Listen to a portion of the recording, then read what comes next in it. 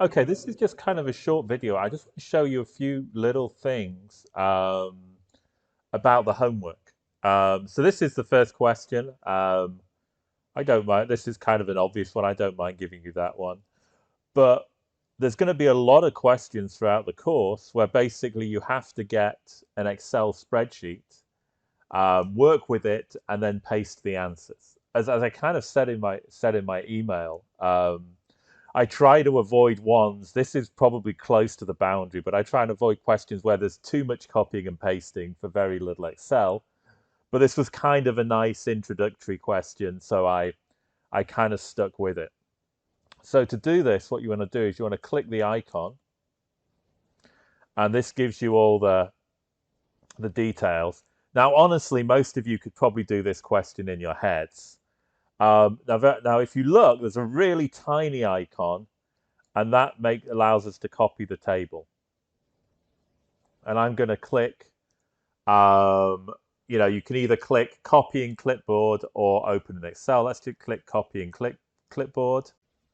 Now we do have to press Control C to copy. You see everything selected here. We've got tab delimiter to Control C. Now open an Excel sheet.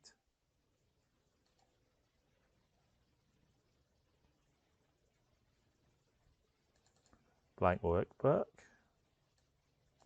And then Control V to paste, and we get the information we want. So what we wanted to do is we wanted to kind of get the difference between pre and post MBA salary. You know, we just copied and pasted, so we didn't get any formatting. I'll show you how to do it in an Excel sheet in a minute. So let's just kind of select this. And let's go to formulas, define name, E2 to E26 is going to be the, and you see it actually defaults to the row above, pre-MBA salary. So let's just click that. Now let's click this. And again, define the name, post-MBA salary. And we wanted to find the increase. So I'm just going to put equals post-MBA salary minus pre. Now, funnily enough, if we just click enter, Excel will actually spill that automatically because we used a range. You know, the alternative way of doing it, so let's just say this is just for you guys. I wouldn't like to do 2 columns in practice. I would just do equals. And this is the way I would probably do it if I was doing it, just F2 minus E2 and just Control D. And this one actually I would want to, again, doesn't really matter, but we could format it as a currency. Yay.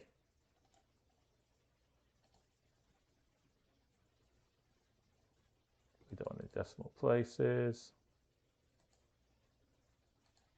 Okay, so I mean, and what we do now is we would kind of go back and we just kind of paste in the values. Don't worry about the comma. Now the idea, what you probably want to do when you're doing this is just kind of getting everything side by side.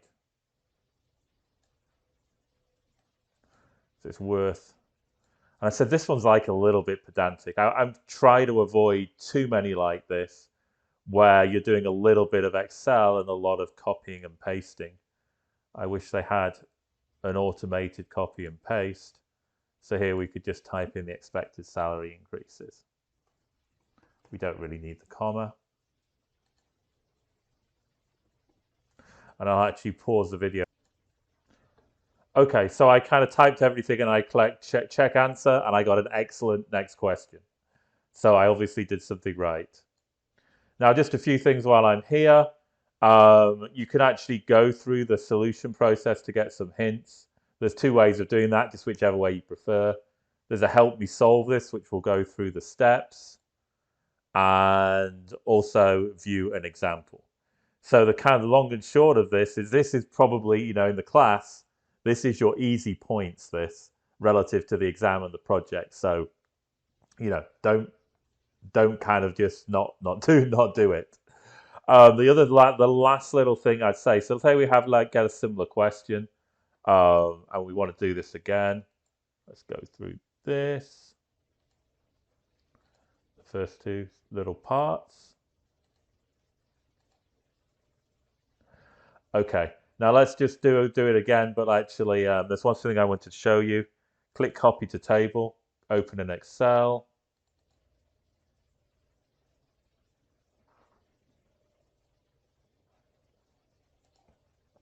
This actually, we need to progress enable editing. This actually got a little bit messed up. If you look here, it says numbers stored as text, and you can convert it, which means you can't use them in any calculations. One way of going around this is click data, select your column, only one column, text to columns. Now we've just got one column, so we don't want to worry about anything and just press finish. And the same with the other column. And this actually solves our problem. So we could create a range, or I could just do as we did before. And note this is a slightly different data set. Oops, yeah, that we didn't need to go all that way. So yeah, that's just two different ways of downloading data, either just kind of copying and pasting using the clipboard, or opening an Excel sheet. But as I said, it just seemed to, on this example, it just seemed to mess up on the Excel sheet, and that it kind of gave the dollar seemed to mess up the formatting, so you had to fix it. Okay, so and again, if you have any issues with the homework, feel free to join my little kind of online sessions, or email me a question.